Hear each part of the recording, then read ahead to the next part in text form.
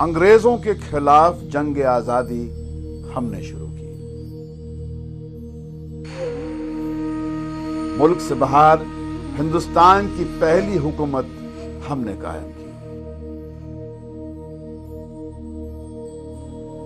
हमने ही सबसे पहले मुल्क की मुकम्मल आजादी की मांग की।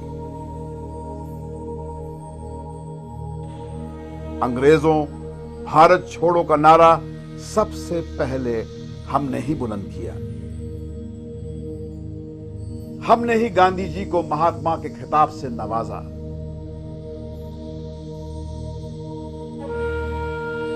हमने ही हिंदू मुसलमान एकता और भाईचारे की नींव डाली। पाकिस्तान बनाने का हमने सख्ती से विरोध किया। लोग हमें जमीयत उलमाए हिंद कहते हैं।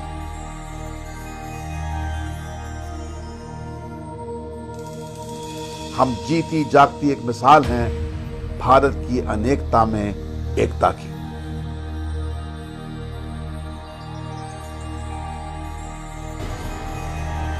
अपनी आखिरी सांसें गिन रहे मुगल साम्राज्य का उस दिन अंत हो गया जब ईस्ट इंडिया कंपनी ने दिल्ली पर अपना कब्जा जमाते हुए मुगल बादशाह शाह आलम की हिफाजत अपने जिम्मे ले ली। ईस्ट इंडिया कंपनी ने उस दिन दावा किया, खल्क खुदा का, मुल्क बादशाह का और हुकूमत कंपनी बहादुर की।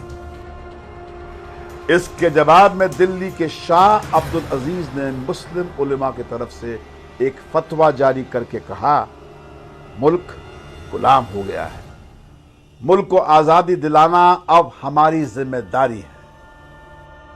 सन 1857 में हुई बगावत से जब हिंदुस्तान में अंग्रेजों के खिलाफ पहली जंग आजादी शुरू हुई तो अपनी जान की परवाह किए बिना उलेमा बागी सिपाहियों के साथ खुलकर मैदान में उतर आए।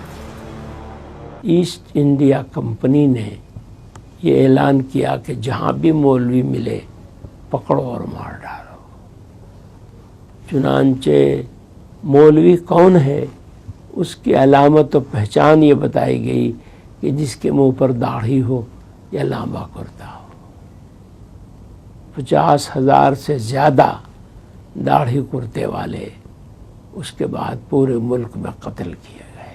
दिल्ली और उसके कुर्ब जवार में जहाँ उलमा का गढ़ हुआ करता था, बड़े बड़े उलमा पाए जाते थे और बड़े बड़े काम होते थे, उन इलाक़ों में ये पोजीशन हो गई थी कि लोग अपनी मैयत को लेकर गांव गांव घूमते थे कि शायद फला गांव में 12 उलमा थे, शायद कोई वहाँ मिल जाए। वहाँ पहुँचते तो कोई नहीं।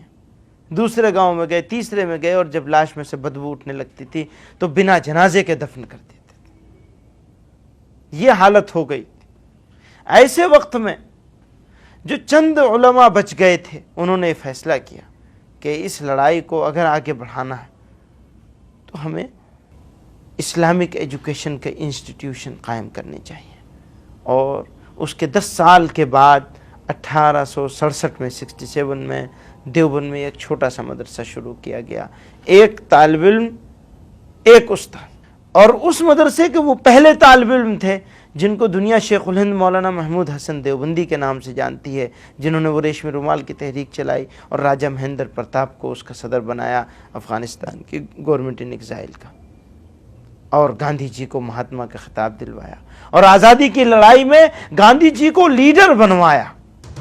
उलेमा ने ही रेशमी रुमाल की तहरीक शुरू करके जर्मनी और जापान की मदद से अंग्रेजों को मुल्क से उखाड़ फेंकने का प्लान बनाया।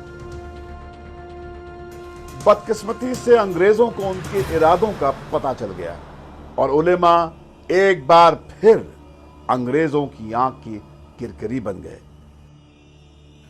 पूरे मुल्क में सैकड़ों उलेमा गिरफ्तार कर लिए गए।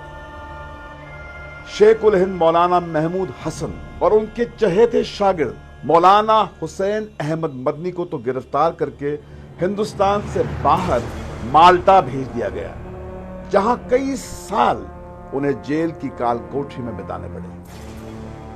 अपनी इस नाकामयाबी से उलेमा ये बात अच्छी तरह समझ गए कि हिंसा का रास्ता अपनाकर वे हिंदुस्तान की गुलामी को खत्म नहीं कर सकते। उलेमा ने सन 1919 में जमीयत उलमाए हिंद के नाम से एक नई तंजीम शुरू की और जन आंदोलन को अंग्रेजी हुकूमत के खिलाफ एक नया हथियार बनाया। पब्लिक ओपिनियन को फॉर्म करने में जमीयत का कोई मुकाबला नहीं है जंग आज़ादी के। ये सबसे बड़ी चीज़ थी कि जब फियर इतना छा चुका था लोगों के माइंड पे कि ब्रिटिश सरकार के खिलाफ बोलना तो दूर की बात, उनके बारे में सोचना भी लोगों ने छोड़ दिया था।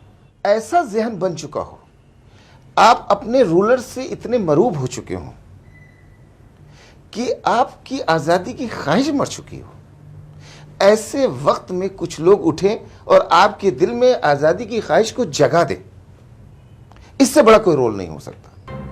गांधी जी के साथ जंग आजादी के हर मोर्चे पर जमीयत नेता कदम से कदम मिलाकर चलते रहे। 5 अगस्त 1942 को जमीयत ने जब सबसे पहले अंग्रेजों भारत छोड़ो का नारा दिया तो पूरे मुल्क में अंग्रेजी हुकूमत के खिलाफ लोगों का एक ऐसा सैलाब उमड़ पड़ा कि आखिरकार उन्हें हिंदुस्तान को आजाद करना ही पड़ा। लेकिन बंटवारे के मुद्दे को लेकर जगह जगह भड़के कौमी दंगों ने उस हिंदू मुस्लिम एकता को सबसे ज्यादा नुकसान पहुंचाया जिसने अंग्रेजों को हिंदुस्तान से बाहर खदेड़ दिया था।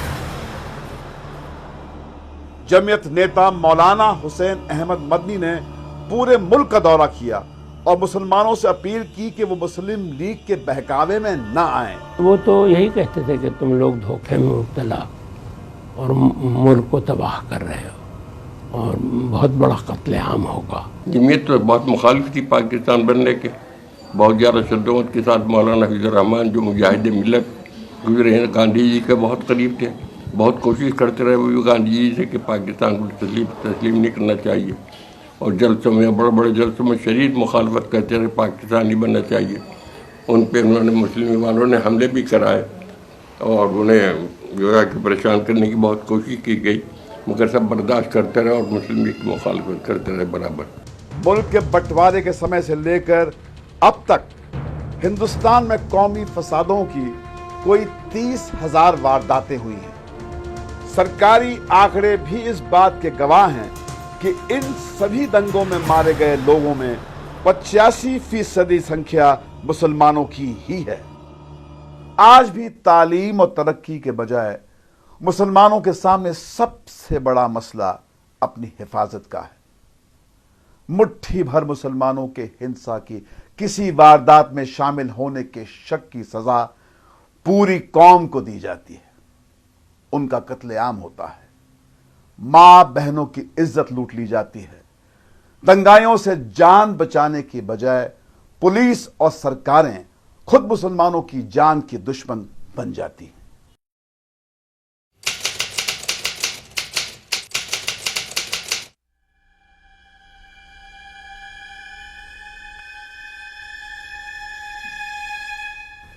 इन वीरान पड़े घरों में कभी जिंदगी का बसेरा था। 1 मार्च सन 2002 की रात को मौत इसी रास्ते इन घरों में घुसी थी। अपनी जान बचाने के लिए लोगों ने खुद को इस छोटे से कमरे में कैद कर लिया।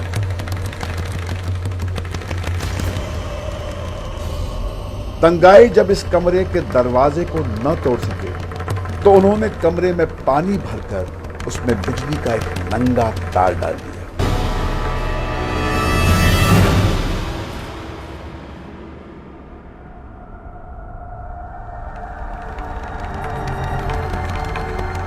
पुलिस को इस सकरी गली में दूसरे दिन सुबह 33 लाशें मिली। सभी मारे गए लोगों का सिर्फ एक कसूर यही था कि वे सभी मुसलमान थे।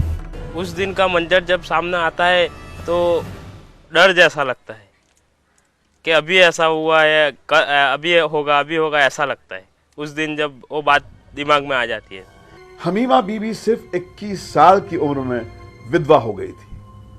तभी से अपने 2 बच्चों की परवरिश वो अकेली ही कर रही है। लेकिन दंगाइयों ने उसकी रोजी रोटी का सहारा बनी न सिर्फ उसकी दुकान बल्कि उसके घर को भी आग के हवाले कर दिया।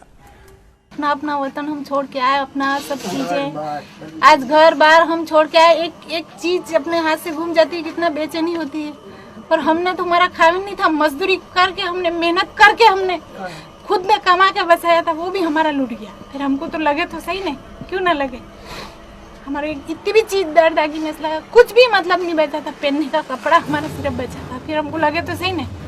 मुमताज अपने पति और बच्चों के साथ अपनी जान बचाने के लिए गांव गांव भटकती रही, लेकिन रास्ते में ही उसके पति को दंगाइयों ने इतनी बेरहमी के साथ मौत के घाट उतार दिया कि वो उस हादसे के 2 साल बाद भी अपने सदमे से नहीं उभर पाई। मैं आज भी गाड़ी में सफर नहीं कर सकती।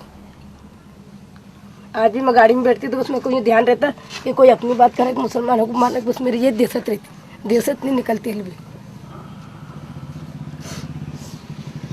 यहाँ से बाजार में भी जाती तो मैं कुछ सामान लेने की समझ नहीं पड़ती, वो मंजर याद आ जाता है। बिल्किस के साथ दंगाइयों ने न सिर्फ सामूहिक बलात्कार किया बल्कि उसकी 2.5 साल की नन्ही बेटी का उसकी आंखों के सामने ही बड़ी बेरहमी से कत्ल भी कर दिया।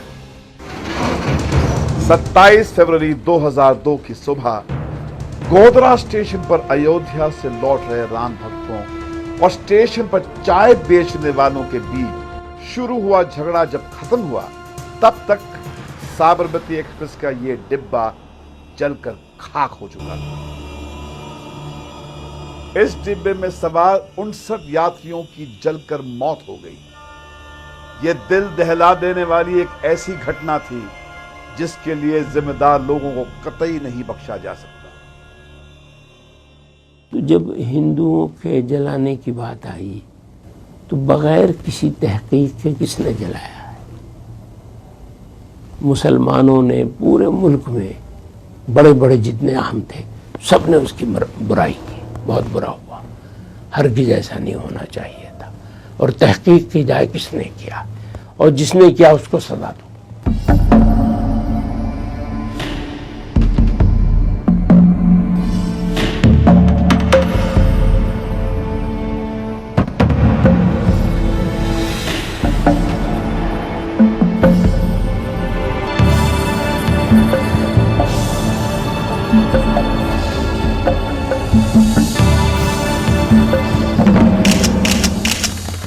चार महीनों तक गुजरात सुलगता रहा।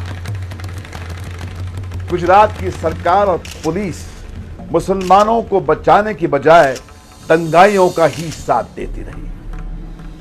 देश की सबसे बड़ी अदालत सुप्रीम कोर्ट ने तो दंगे के एक मामले की सुनवाई के दौरान यहां तक कहा कि जिस समय गुजरात में बेकसूर मुसलमान औरतों और बच्चों को जलाया जा रहा था, उस समय उन्हें बचाने के बजाय राज्य के हुक्मरानों को यह चिंता सता रही थी कि वे दंगाइयों को किस तरह बचाएंगे।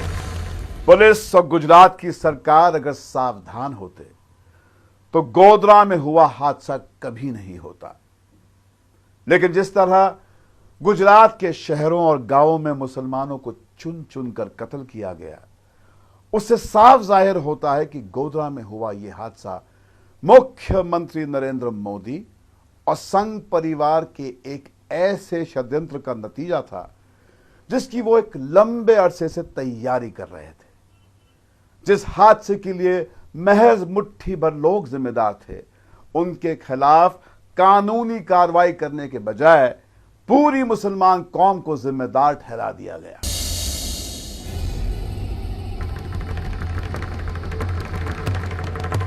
गुजरात में जब हर तरफ मौत का तांडव चल रहा था, तब भी जमीयत के कार्यकर्ताओं ने अपनी जान की परवाह किए बिना 300 से ज्यादा गांवों में प्रभावित लोगों तक तुरंत राहत सामग्री पहुंचाई। जमीयत ने कोई 1200 टेंट लगाकर बेघर हो चुके लोगों के सिर छिपाने के लिए जगह मुहैया कराई। जैसे जैसे जमात वालों को पता चला वैसे वैसे उन लोग का सब साथ दिया और वैसे भी जमात उलमा ने पहले से पता लगा उनको, उन्होंने भी केमें बनवा के वहाँ भी बहुत कुछ मदद करी, खाने की पीने की सब चीज़ों की सहूलत उनके साथ करी, कपड़ा लत्ता भी सब उनको दिया। इस तरीके से धीरे धीरे उन्होंने सबको तसल्ली दी कि आप लोग फिक्र मत करो, आपके लिए आप बेघर हो गए हैं, आपके लिए घर बनाए जाएंगे, आपको घर दिए जाएंगे। लोगों की जिंदगी को फिर से शुरू करने और उन्हें रोजी रोटी मुहैया कराने के लिए जमीयत ने गुजरात में पिछले 2 सालों में जिस बड़े पैमाने पर कोशिशें की हैं, उसकी कोई दूसरी मिसाल मिलना मुश्किल है। जमीयत उलमा जिस तरह मैदान में आई और इस तरह काम न हुआ होता तो शायद लोगों को खड़े होने में बहुत तकलीफ होती। ये तो एक था कि उनकी मदद एक साथ में मिल जाने से, एक साथ में सबने मकान बनाया, वो जो भी कुटा वुटा 10, 5, 20 हज़ार जिसको जो भी लगाना था, अपना मकान थोड़ा अच्छा करना था तो लोगों ने कर लिया। लेकिन अगर एक साथ में सबको सीमेंट, रेती, ईंट नहीं मिलती तो ये रोड आप सालों देखते हो कि आप यहाँ लोग अपने पैसे से नहीं जम पाते।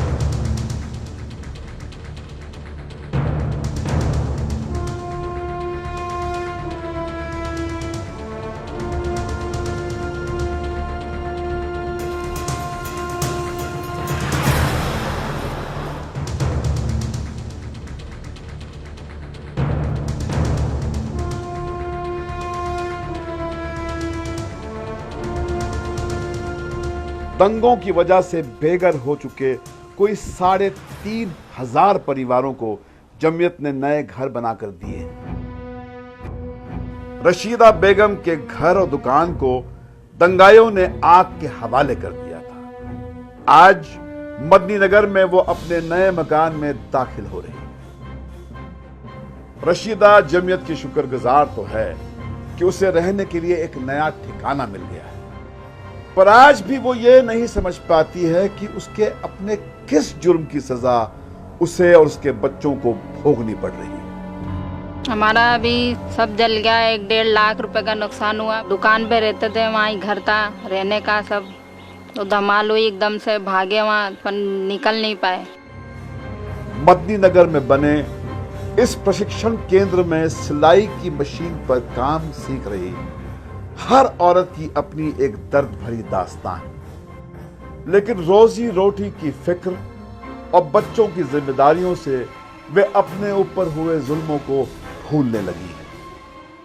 कि हमें अपने घर का ठिकाना हम लोग को हमें मिला, यहाँ रहने से घर मिला, उन्होंने घर दिया, घर का सहारा हमारे नहीं हुआ, हमारे आदमी को यहाँ रहने से नौकरी भी मिली, और कहते हैं ये मशीनें भी हमको, मतलब ये सिलाई भी सिखाएंगे, हम यहाँ रहने से बहुत हमको मदद मिल रही है। अहमदाबाद की दलित बस्ती चंडूला में दंगाइयों ने मुसलमानों की झुग्गी झोपड़ियों को जब आग लगाई तो वहां कई दलित हिंदुओं के मकान भी जलकर राख हो गए। इसलिए जमीयत ने जब हैदराबाद के उर्दू अखबार सियासत के साथ यहां सियासत एलायंस नगर बनाया तो उसने मुसलमानों के साथ हिंदुओं के लिए भी मकान बनाए।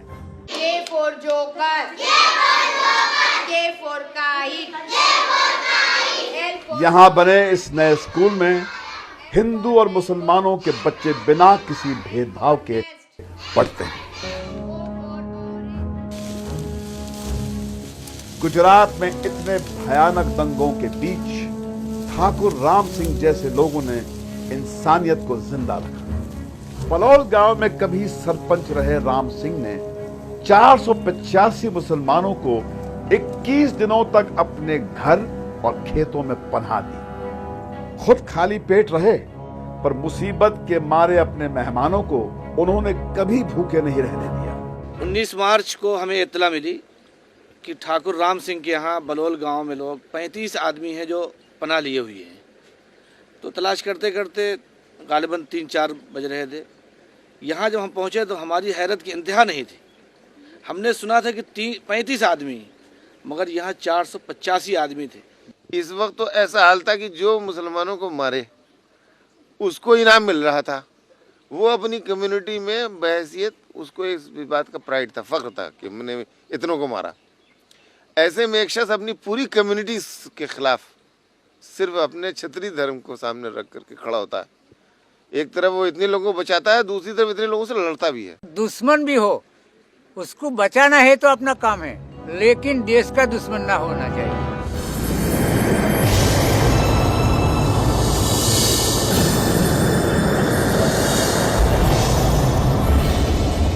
चाहे दंगे हों या प्राकृतिक आपदाएं, जमीयत ने जरूरत के वक्त हर किसी का साथ दिया। गुजरात में ही जब 26 जनवरी 2001 को जबरदस्त भूकंप आया तो राहत सामग्री लेकर पहुंचने वाली तंजीमों में जमीयत सबसे आगे रही। भारत पाकिस्तान सीमा के पास बसे कोथड़ा गांव तक जमीयत न सिर्फ राहत का सामान लेकर पहुंची, बल्कि उसने लोगों को रहने के लिए नए मकान भी बनाकर दिए। दर्जनों गांवों में नए मकान और रोजी रोटी के लिए मदद देकर जमीयत ने जल्जले से बेहाल हुए लोगों को जीने का एक नया सहारा दिया। अंजार में बने इस चिल्ड्रन विलेज में जमीयत ने न सिर्फ भूकंप बल्कि कौमी फसादों में अनाथ हुए बच्चों को रहने और उनकी तालीम का भी इंतजाम किया है।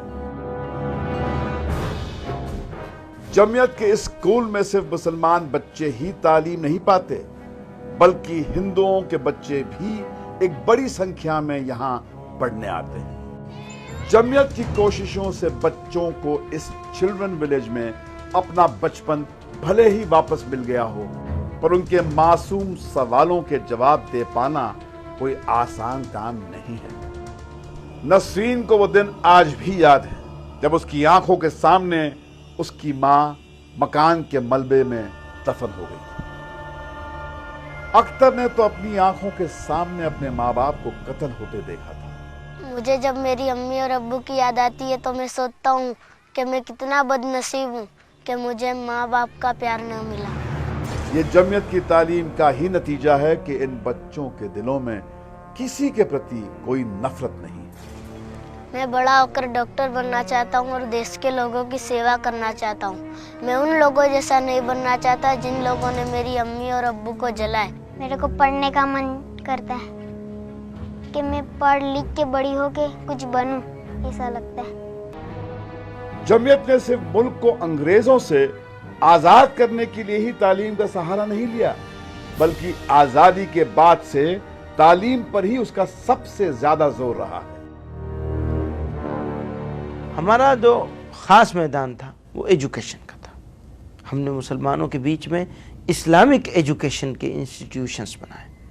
आज भी अल्हम्दुलिल्लाह हमारे 3000 से ज़्यादा इस्लामिक एजुकेशन के इंस्टीट्यूशंस जमीयत उलमा के लोग चला रहे हैं, बनाए हैं और चला रहे हैं। उसके बाद आ जाइए कंटेम्प्रेरी एजुकेशन के ऊपर, तो हमने जितने बड़े मदरसे हैं हमारे सब में कोशिश करके प्राइमरी एजुकेशन के सेक्शन खुलवाए। मदरसों में यदि कुरान और हदीस को पढ़ाया जाता है तो वहीं अंग्रेजी के साथ कंप्यूटर पर काम करना भी सिखाया जाता है। इसके बावजूद इल्जाम ये लगता है कि मदरसे दहशतगर्दी के अड्डे बन गए हैं जहां आतंकवादियों को प्रशिक्षित किया जाता है। जिन लोगों ने भी ये बात कही है कि मदरसों में दहशतगर्दी की तालीम दी जाती है, वो सफ़ेद झूठ है, हकीकत से उसका कोई ताल्लुक़ नहीं है। और अगर वाक़यतन ये मदरसे दहशतगर्दी की तालीम देते हैं तो इस मदरसे की उम्र 140 है। इस 140 साल के अंदर एक भी हमारा ग्रेजुएट किसी मंदिर पर हमला किया हो, किसी की इज्जत लूटी हो, आत्महत्या किया हो, कहीं लूट मार की हो, एक सिंगल केस पेश नहीं कर सकता कोई। देश के विभिन्न राज्यों में जमीयत इस समय 3000 से ज्यादा स्कूल चला रही है। लड़कियों के लिए हॉस्टल तैयार कर रही है। नौजवानों को तालीम के साथ रोजगार भी मिले, इसके लिए जमीयत ITI जैसे इंजीनियरिंग कॉलेज चला रही है। कम खर्चे में डॉक्टरी जांच और इलाज के लिए अस्पताल भी चला रही है। इंटरेस्ट फ्री बैंकिंग का हमने सिस्टम शुरू किया। एक जगह शुरू किया, बना के दिखाया, चला के दिखाया। उस पैटर्न पर सारे मुल्क में इस वक्त 319 इस तरह के इंस्टीट्यूशंस चल रहे हैं। मुल्क की आजादी के 58 साल गुजर जाने के बाद भी 65% मुसलमान आदमी और 82% मुसलमान औरतें पढ़ना लिखना नहीं जानते। हिंदुस्तान में कुल आबादी का कोई 15% हिस्सा होने के बावजूद सरकारी नौकरियों में मुसलमानों की संख्या सिर्फ 3% है। फौज और पुलिस में तो मुसलमानों की 1% की भी हिस्सेदारी नहीं है। इसके बावजूद हर रोज उनसे मुल्क के प्रति उनकी वफादारी का सबूत मांगा जाता है। उन्हें पाकिस्तानी एजेंट करार दिया जाता है। वंदे मातरम न कहने पर उन्हें गद्दार कहा जाता है। इस्लाम का एक बुनियादी फ़लसफ़ा है, वो ये है कि पूजा हमारे यहाँ सिर्फ एक की जाएगी।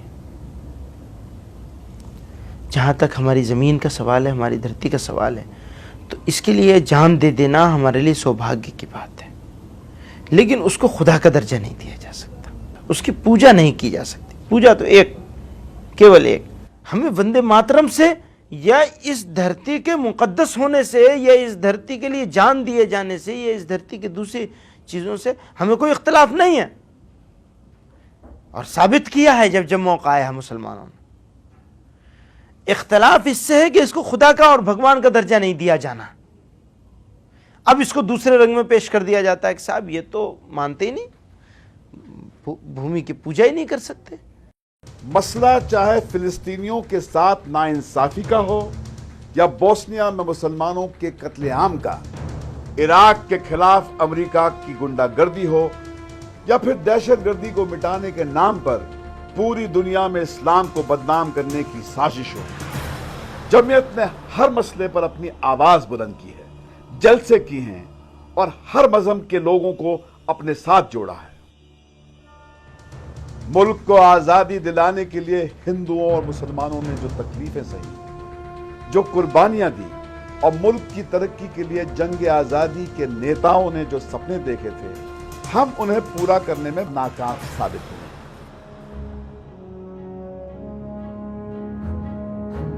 ये साबरमती एक्सप्रेस का जला हुआ डिब्बा और फिर सरकारी शय पर भड़के कौमी फसादात का जुनून इस बात का सबूत है कि हम आज भी आजाद नहीं हुए और आज भी गुलाम हैं।